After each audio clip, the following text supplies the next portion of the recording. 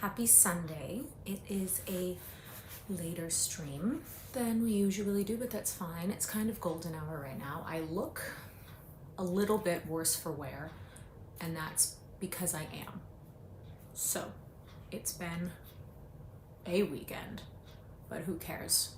So let's read a little bit because I don't know what it's going to look like in the coming week. Got a couple different moving parts, so I figured we will just get some done as soon as the stream info kicks in. Okay, fantastic. So we are continuing on with 20,000 Leagues Under the Sea by Jules Verne. I thought it was Nessie. I was hoping it was Nessie. We just found out it is a submarine. No, they just opened up. The men in the submarine just opened up the hatches to let them in. That's where we are. Chapter, what is this, 5, 6, 7, 8? Mobiles in mobili. This forcible abduction, so roughly carried out, was accomplished with the rapidity of lightning. I shivered all over. Whom had we to deal with? No doubt, some new sort of pirates who explored the sea in their own way. The thought of that is so completely scary. Hardly had the narrow panel closed upon me when I was enveloped in darkness. My eyes, dazzled with the outer light, could distinguish nothing. I felt my naked feet clinging to the rings of an iron ladder. Ned Land and Conseil, firmly seized, followed me. At the bottom of the ladder, a door opened and shut after us immediately with a bang. We were alone. Where I could not say, nor hardly imagine. All was black, and such a dense black, after some minutes, that my eyes had not been able to discern even the faintest of glimmer. Meanwhile, Ned Land, furious at these proceedings, gave free vent to his indignation. "Confound it," cried he. "Here are people who come up to the Scotch for hospitality. They only just miss being cannibals. I should not be surprised at it, but I declare that they shall not eat me without my protesting." Calm yourself, friend Ned. Calm yourself," replied Conseil quietly. "Do not cry out before you are hurt. We are not quite done for yet." "Not quite," sharply replied the Canadian, "but pretty near at all events. Things look black. Happily, my bowie knife I have still, and I can always see well enough to use it. The first of these pirates who lays a hand on me. Do not excite yourself, Ned," I said to the harpooner, "and do not compromise us by useless violence. Who knows that they will not listen to us? Let us rather try to find out where we are." I groped about. In 5 steps I came to an iron wall, made of plates bolted together. Then turning back, I struck against a wooden table, near which were ranged several stools. The boards of this prison were concealed under a thick mat of formium, which deadened the noise of the feet. The bare walls revealed no trace of window or door. Conseil, going round the reverse way, met me, and we went back to the middle of the cabin, which measured about 20 by 10 feet. As to its height, Ned Land, in spite of his own great height, could not measure it. Half an hour had already passed without our situation being bettered, when the dense darkness suddenly gave way to extreme light. Our prison was suddenly lightened, that is to say, it became filled with the luminous matter, so strong that I could not bear it at first. In its whiteness and intensity, I recognized that electric light which played round the submarine boat like a magnificent phenomenon of phosphorescence. After shutting my eyes involuntarily, I opened them and saw that this luminous agent came from a half-globe, unpolished, placed in the roof of the cabin. "At last one can see," cried Ned Land, who, knife in hand, stood on the defensive. "Yes," said I, "but we are still in the dark about ourselves." "Let master have patience," said the imperturbable Conseil. The sudden lighting of the cabin enabled me to examine it minutely. It only contained a table and 5 stools. The invisible door might be hermetically sealed. No noise was heard. All seemed dead in the interior of this boat. Did it move? Did it float on the surface of the ocean, or did it dive into its depths? I could not guess. A noise of bolts was now heard. The door opened, and 2 men appeared. One was short, very muscular, broad-shouldered, with robust limbs, strong head, an abundance of black hair, thick mustache, a quick, penetrating look, and the vivacity which characterizes the population of southern France. The second stranger merits a more detailed description. A disciple of Gratiolet or Engel, would have read his face like an open book. I made out his prevailing qualities directly. Self-confidence, because his head sat well on his shoulders, and his black eyes looked around with cold assurance. Calmness, for his skin, rather pale, showed his coolness of blood. Energy, evinced by the rapid contraction of his lofty brows, and courage, because his deep breathing denoted great, powerful lungs. Whether this person was 35 or 50 years of age, I could not say. He was tall, had a large forehead, straight nose, a clearly cut mouth, beautiful teeth, with fine taper hands, indicative of a highly nervous temperament. This man was certainly the most admirable specimen I had ever met. One particular feature was his eyes, rather far from each other, which could take in nearly a quarter of the horizon at once. This faculty, I verified it later, gave him a range of vision far superior to Ned Land's. When this stranger fixed upon an object, his eyebrows met, his large eyelids closed around so as to contract the range of his vision, and he looked as if he magnified the objects lessened by distance, as if he pierced those sheets of water so opaque to our eyes, and as if he read the very depths of the seas. The two strangers, with caps made from the fur of the sea otter and shod with sea boots of sealskin, were dressed in clothes of a particular texture, which allowed free movement of the limbs. The taller of the two, evidently the chief on board, examined us with great attention without saying a word. Then turning to his companion, talked with him in an unknown tongue. It was a sonorous, harmonious, and flexible dialect, the vowels seeming to admit of very varied accentuation. The other replied by a shake of the head and added 2 or 3 perfectly incomprehensible words. Then he seemed to question me by a look. I replied in good French that I did not know his language, but he seemed not to understand me, and my situation became more embarrassing. If master were to tell our story, said Conseil, perhaps these gentlemen may understand some words. I began to tell our adventures, articulating each syllable clearly and without omitting one single detail. I announced our names and rank, introducing in person Professor Aronnax, his servant Conseil, and Master Ned Land, the harpooner. The man with the soft, calm eyes listened to me quietly, even politely and with extreme attention, but nothing in his countenance indicated that he had understood my story. When I finished, he said not a word. There remained one resource, to speak English. Perhaps they would know this almost universal language. I knew it as well as the German language, well enough to read it fluently, but not to speak it correctly. But anyhow, we must make ourselves understood.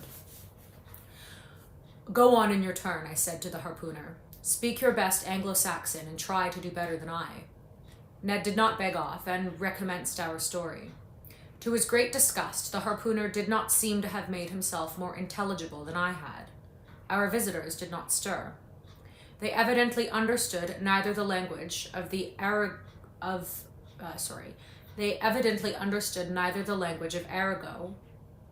nor of Faraday. Very much embarrassed, after having vainly exhausted our philological resources, I knew not what part to take when Conseil said, "If master will permit me, I will relate it in German." But in spite of the elegant turns and good accent of the narrator, the German language had no success. At last, nonplussed, I tried to remember my first lessons and to narrate our adventures in Latin, but with no better success. That last attempt being of no avail, the two strangers exchanged some words in their unknown language and retired. The door shut. "It is an infamous shame," cried Ned Land, who broke out for the 20th time. "We speak to those rogues in French, English, German, and Latin, and not one of them has the politeness to answer." "Calm yourself," I said to the impetuous Ned. "Anger will do no good." "But do you see, Professor," replied our irascible companion, "that we shall absolutely die of hunger in this iron cage?" "Bah," said Conseil philosophically, "we can hold out some time yet." "My friends," I said, "we must not despair. We have been worse off than this. Do me the favor to wait a little before forming an opinion upon the commander and crew of this boat." "My opinion is formed," replied Ned Land sharply. "They are rascals." "Good! And from what country?" "From the land of rogues." "My brave Ned, that country is not clearly indicated on the map of the world, but I admit that the nationality of the two strangers is hard to determine. Neither English, French, nor German, that is quite certain. However, I am inclined to think that the commander and his companion were born in low latitudes. There was southern blood in them, but I cannot decide by their appearance whether they are Spaniards, Turks, Arabians, or Indians. As to their language, it is quite incomprehensible. There is the disadvantage of not knowing all languages, said Conseil, or the disadvantage of not having one universal language. As he said these words, the door opened. A steward entered. He brought us clothes, coats, and trousers, made of a stuff I did not know. I hastened to dress myself, and my companions followed my example. During that time, the steward, dumb, perhaps deaf, had arranged the table and laid 3 plates. "This is something like," said Conseil. "Ah," said the rancorous harpooner. "What do you suppose they eat here? Tortoise liver, filleted shark, and beefsteaks from sea dogs?" "We shall see," said Conseil. The dishes of bell metal were placed on the table, and we took our places. Undoubtedly, we had to do with civilized people, and had it not been for the electric light which flooded us, I could have fancied I was in the dining room of the Adelphi Hotel at Liverpool or the Grand Hotel in Paris. I must say, however, that there was neither bread nor wine. The water was fresh and clear, but it was water and did not suit Ned Land's taste. Amongst the dishes which were brought to us, I recognized several fish delicately dressed, but of some, although excellent, I could give no opinion, neither could I tell to what kingdom they belonged, whether animal or vegetable. As to the dinner service, it was elegant and in perfect taste. Each utensil, spoon, fork, knife, plate, had a letter engraved on it, with a motto above it, of which this is an exact facsimile: Mobilis in mobili, N. The letter N was no doubt the initial of the names of these enigmatical person who commanded at the bottom of the seas. Ned and Conseil did not reflect much. They devoured the food, and I did likewise. I was, besides, reassured as to our fate, and it seemed evident that our hosts would not let us die of want.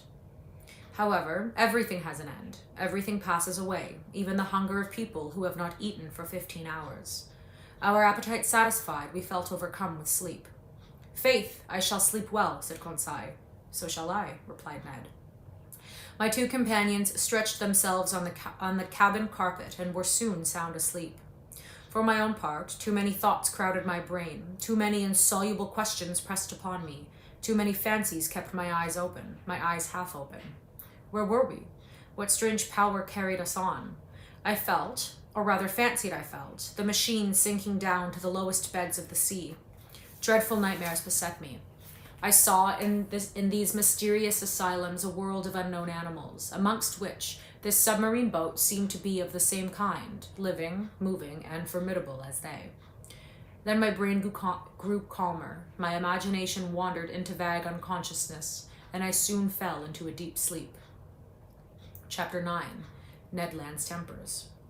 How long we slept I do not know, but our sleep must have lasted long, for it rested us completely from our fatigues. I woke first. My companions had not moved, and were still stretched in their corner.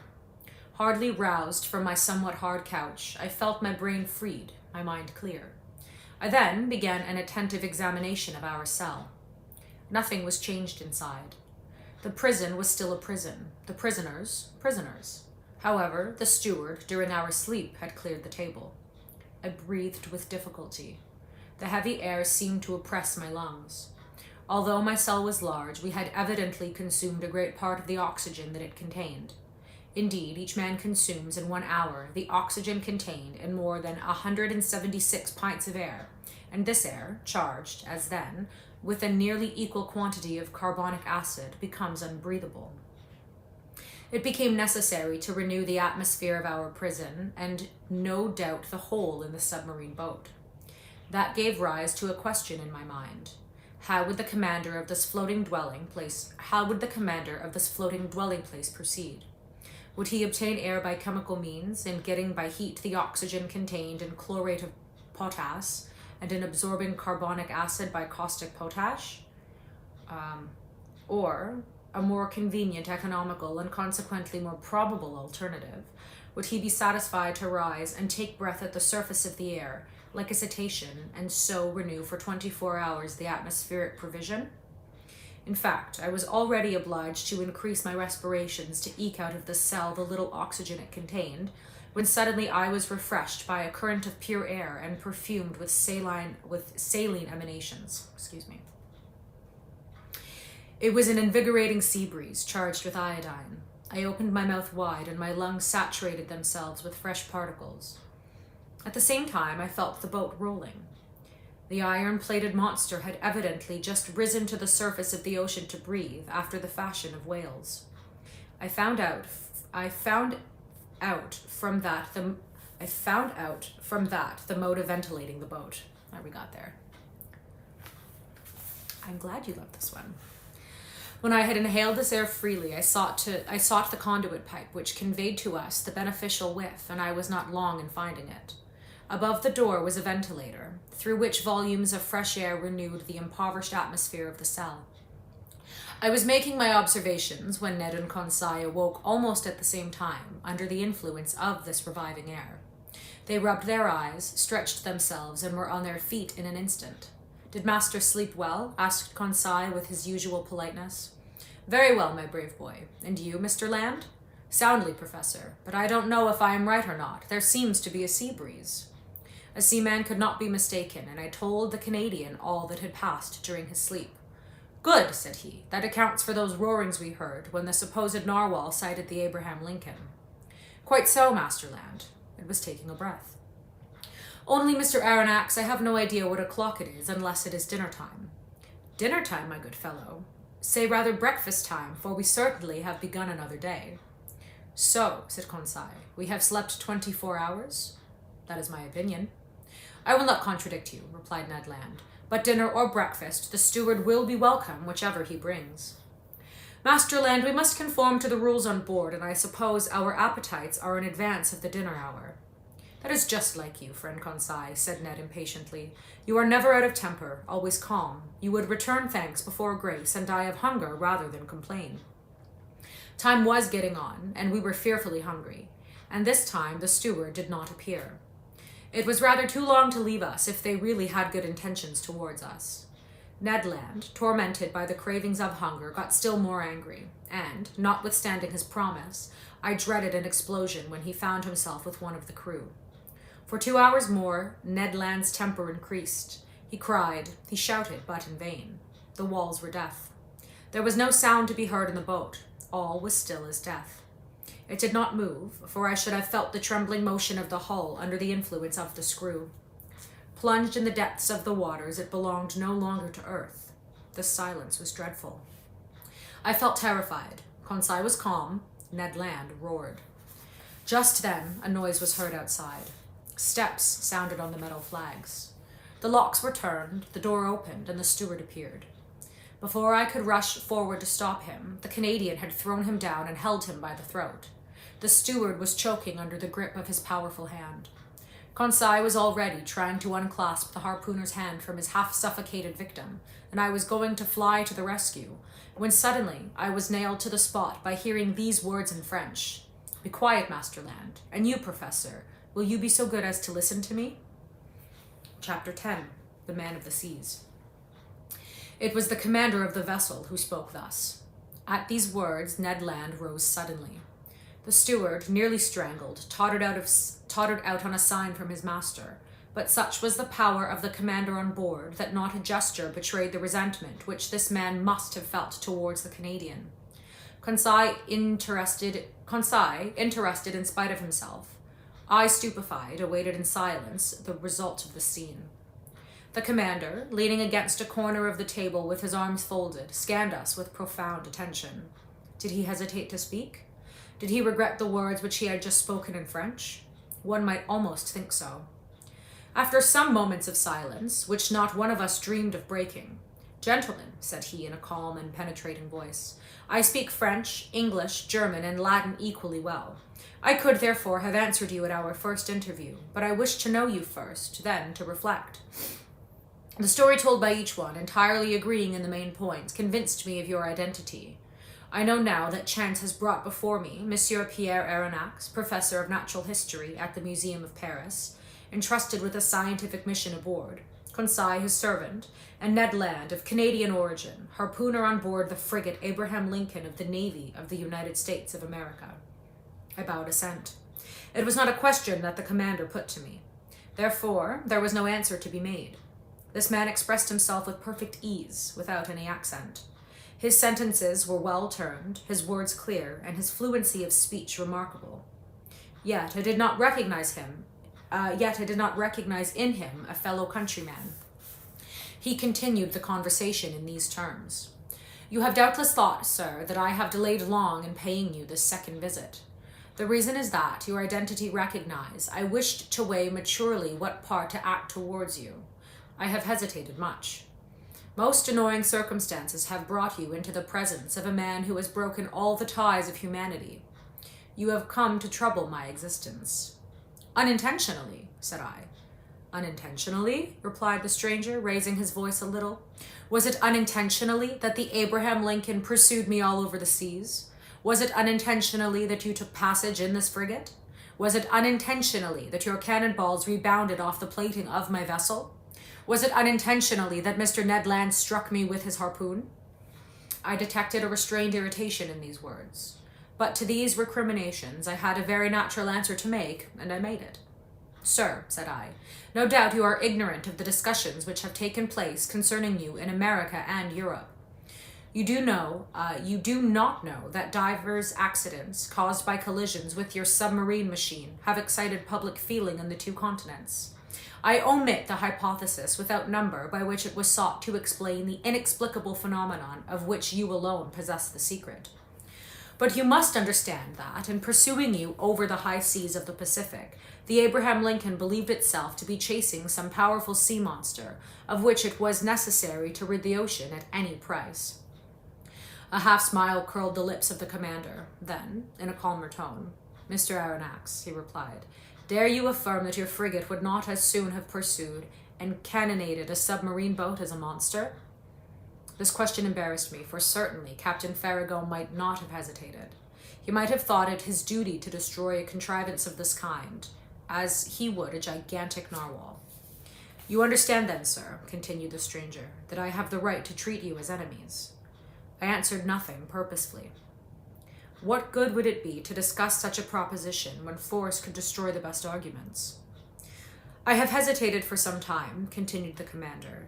Nothing obliged me to show you hospitality. If I chose to separate myself from you, I should have no interest in seeing you again. I could place you upon the deck of this vessel which has served you as a refuge. I could sink beneath the waters and forget that you had ever existed. Would not that be my right? It might be the right of a savage, I answered, but not that of a civilized man. Professor, replied the commander quickly, I am not what you call a civilized man. I have done with society entirely, for reasons which I alone have the right of appreciating. I do not, therefore, obey its laws, and I desire you never to allude to them before me again. This was said plainly. A flash of anger and disdain kindled in the eyes of the unknown, and I had a glimpse of a terrible past in the life of this man. Not only had he put himself beyond the pale of human laws, but he had made himself independent of them, free in the strictest acceptation of the word, quite beyond their reach. That was difficult for me. Who then would dare to pursue him at the bottom of the sea when, on its surface, he defied all attempts made against him? What vessel could resist the shock of his submarine monitor? What cuirass, however thick, could withstand the blows of his spur? No man could demand from him an account of his actions. God, if he believed in one, his conscience, if he had one, were the sole judges to whom he was answerable. These reflections crossed my mind rapidly, whilst the stranger personage was silent, absorbed, and as if wrapped up in himself. I regarded him with fear mingled with interest, as doubtless Oedipus regarded the Sphinx. After rather a long silence, the commander resumed the conversation.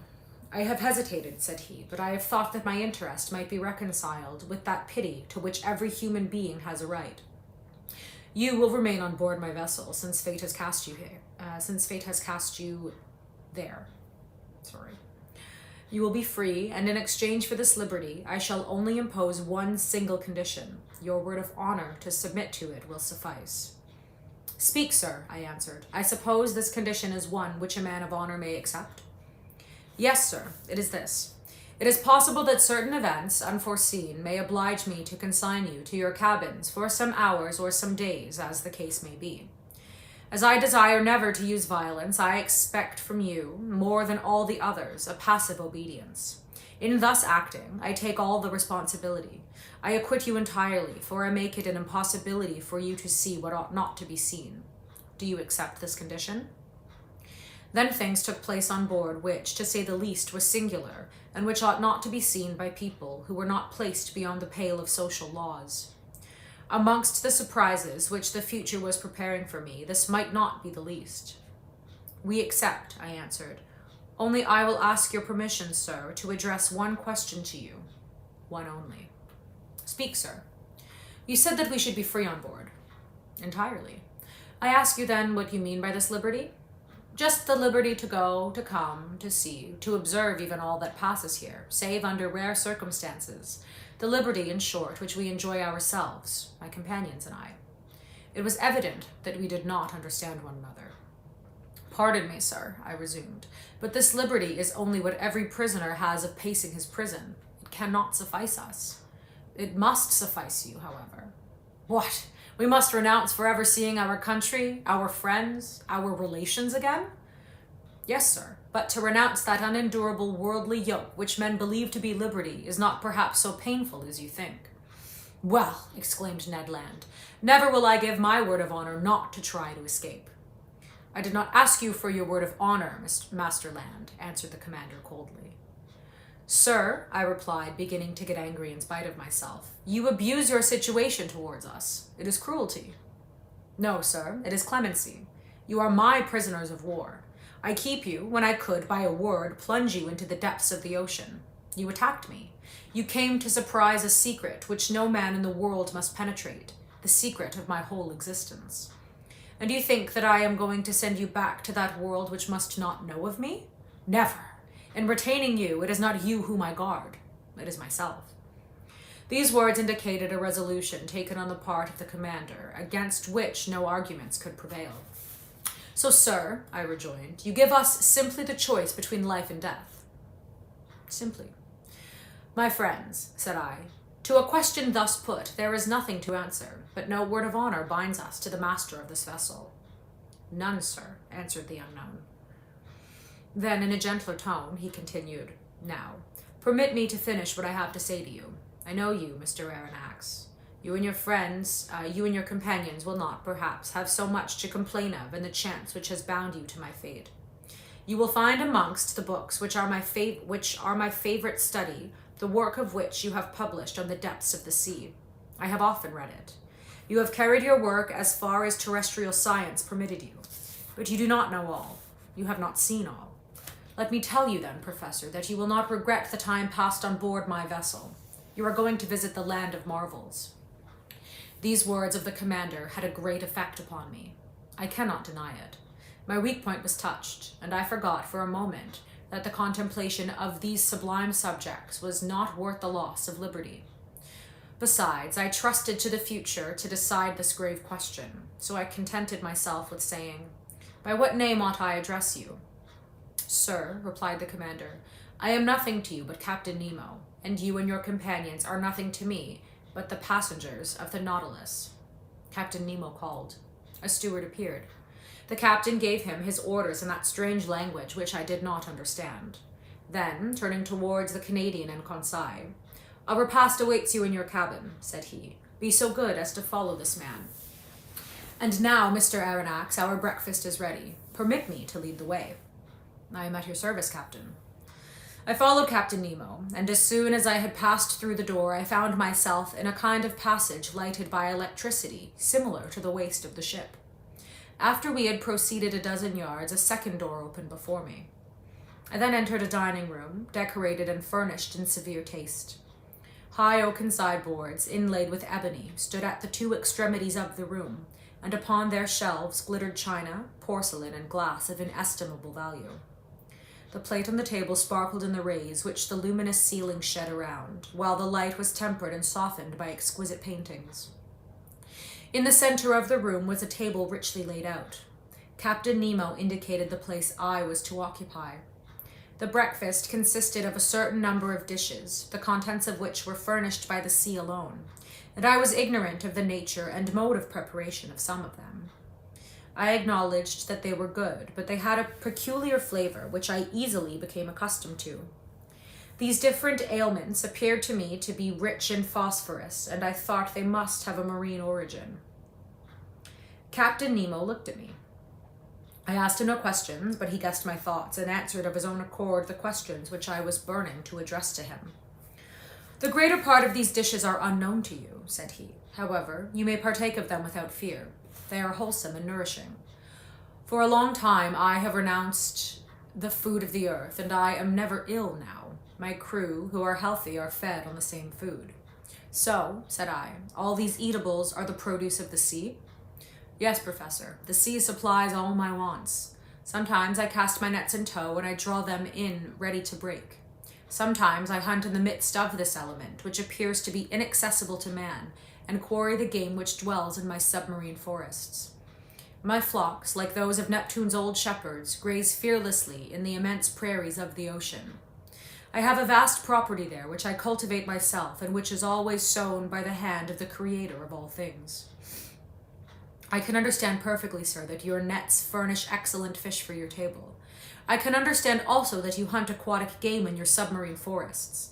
But I cannot understand at all how a particle of meat, no matter how small, can figure in your bill of fare. This, which you believe to be meat, Professor, is nothing else than fillet of turtle. Here also are some dolphin's livers, which you take to be ragout of pork. My cook is a clever fellow who excels in dressing these various products of the ocean. Taste all these dishes. Here is a preserve of Holothuria, which a Malay would declare to be unrivaled in the world. Here is a cream of which the milk has been furnished by the cetacea. You know, I really should look up how to pronounce that word. And the sugar by the great fucus of the North Sea. And lastly, permit me to offer you some preserve of anemones, which is equal to that of the most delicious fruits. Crazy wording, I know. I tasted more from curiosity than as a connoisseur, whilst Captain Nemo enchanted me with his extraordinary stories. "You like the sea, Captain?" "Yes, I love it. The sea is everything. It covers 7/10 of the terrestrial globe. Its breadth is pure and healthy. It is an immense desert where man is never lonely, for he feels life stirring on all sides. The sea is only the embodiment of a supernatural and wonderful existence. It is nothing but love and emotion. It is the living infinite, as one of your poets has said. In fact, Professor, nature manifests herself in it by her 3 kingdoms, mineral, vegetable, and animal. The sea is the vast reservoir of nature. The globe began with the sea, so to speak, and who knows of it, and who knows if it will not end with it?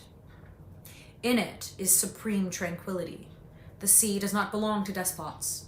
Upon its surface, man can still exercise unjust laws, fight, tear one another to pieces, and be carried away with terrestrial horrors. But at 30 feet below its level, their reign ceases, their influence is quenched, and their power disappears. Ah, sir, live in the bosom of these waters. There is only independence. There I recognize no masters. There I am free." Captain Nemo suddenly became silent in the midst of this enthusiasm, by which he was quite carried away. For a few moments he paced up and down, much agitated. Then he became more calm, regained his accustomed coldness of expression, and turning towards me, "Now, Professor," said he, "if you wish to go over the Nautilus, I am at your service." Captain Nemo rose. I followed him. A double door contrived at the back of the dining room opened, and I entered a room equal in dimensions to that which I had just quitted. It was a library. High pieces of furniture, of black violet ebony inlaid with brass, supported upon their wide shelves a great number of books uniformly bound. They followed the shape of the room, terminating at the lower part in huge divans, covered in brown leather, which were curved to afford the greatest comfort.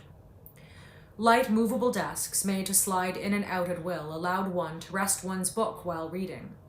In the center stood an immense table covered with pamphlets, amongst which were some newspapers already of old date. The electric light flooded everything. It was shed from 4 unpolished globes half sunk in the volumes of the ceiling. I looked with real admiration at this room, so ingeniously fitted up, and I could scarcely believe my eyes. "Captain Nemo," said I to my host, who had just thrown himself on one of the divans, "this is a library which would do honor to more than one of the continental palaces, and I am absolutely astounded when I consider that it can follow you to the bottom of the seas." "Where could one find greater solitude or silence, Professor?" replied Captain Nemo. "Did your study in the museum afford you such perfect quiet?" "No, sir. And I must confess that it is a very poor one after yours. You must have 6,000 or 7,000 volumes here." 12,000, Monsieur Aronnax. "These are the only ties which bind me to earth." But I had done with the world on the day when my Nautilus plunged for the first time beneath the waters. That day I bought my last volumes, my last pamphlets, my last papers, and from that time I wish to think that men no longer think or write. These books, Professor, are at your service besides, and you can make use of them freely. I thanked Captain Nemo and went up to the shelves of the library. Works on science, morals, and literature abounded in every language, but I did not see one single work on political economy. That subject appeared to be strictly prohibited. Strange to say, all these books were irregularly arranged in whatever language they were written, and this medley proved that the captain of the Nautilus must have read indiscriminately the books which he took up by chance. "Sir," said I to the captain, "I thank you for having placed this library at my disposal. It contains treasures of science, and I shall profit by them." "This room is not only a library," said Captain Nemo, "it is also a smoking room." "A smoking room?" I cried. "Then one may smoke on board?" "Certainly." "Then, sir, I am forced to believe that you have kept up a communication with Havana." "Not any," answered the captain, "except this cigar, Monsieur Aronnax, and though it does not come from Havana, you will be pleased with it if you are a connoisseur." I took the cigar which was offered me. Its shape recalled the London ones, but it seemed to be made of leaves of gold. I lighted it at a little brazier which was supported upon an elegant bronze stem, and drew the first whiffs with the delight of a lover of smoking who has not smoked for 2 days. "It is excellent," said I, "but it is not tobacco." "No," answered the captain. "This tobacco comes neither from Havana nor from the East. It is a kind of seaweed, rich in nicotine, with which the sea provides me, but somewhat sparingly." At that moment, Captain Nemo opened a door which stood opposite to that by which I had entered the library, and I passed into an immense drawing room splendidly lighted. It was a vast 4-sided room, 30 feet long, 18 wide, and 15 high. A luminous ceiling, decorated with light arabesques, shed a soft, clear light over all the marvels accumulated in this museum. For it was in fact a museum in which an intelligent and prodigal hand had gathered all the treasures of nature and art, with the artistic confusion which distinguishes a painter's studio. 30 first-rate pictures, uniformly framed, separated by bright drapery, ornamented the walls, which were hung with tapestry of severe design. I saw works of great value, the greater part of which I had admired in the special collections of Europe and in the exhibitions of paintings. The several schools of the old masters were represented by a Madonna of Raphael, a Virgin of Leonardo da Vinci, a Nymph of Correggio, a Woman of Titan, an Adoration of Veronese, an Assumption of Murillo, a Portrait of Holbein, a Monk of Velasquez, a Martyr of Ribeira, a Fair of Rubens, 2 Flemish landscapes of Teniers, 3 little genre pictures of Gerard Dow, Metsu, and Paul Potter. 3 little genre pictures of Gerard Dow, Metsu, and Paul Potter. 2 specimens of Géricault and Proudhon, and some sea pieces of Bakhuysen and Verne. Oh, it keeps going. Amongst the works of modern painters were pictures with the signatures of Delacroix, Ingres, Decamps, Troyon, Meissonier, Daubigny, etc., and some admirable statues in marble and bronze, after the finest antique models, stood upon pedestals in the corners of this magnificent museum. Amazement, as the captain of the Nautilus had predicted, had already begun to take possession of me. Wow. Maybe I need to study painting or something because I cannot pronounce any of those names. I need to study art. Professor, said the strange man, you must excuse the unceremonious way in which I received you, and the disorder of this room. Sir, I answered, without seeking to know who you are, I recognize in you an artist. An amateur, nothing more, sir. Formerly, I loved to collect these beautiful works created by the hand of man. I sought them freely, I sought them greedily, and ferreted them out indefatigably, and I have been able to bring together some objects of great value. These are my last souvenirs of that world which is dead to me. In my eyes, your modern artists are already old. They have 2,000 or 3,000 years of existence. I confound them in my own mind. Masters have no age. And these musicians, said I, pointing out some works of Weber, Rossini, Mozart, Beethoven, Haydn, Meyerbeer, Herold, Wagner, Auber, Gound, and a number of others, scattered over a large model piano organ which occupied one of the panels of the drawing room. These musicians, replied Captain Nemo, are the contemporaries of Orpheus, for in the memory of the dead all chronological differences are effaced. And I am dead, Professor, as dead as those of your friends who are sleeping 6 feet under the earth.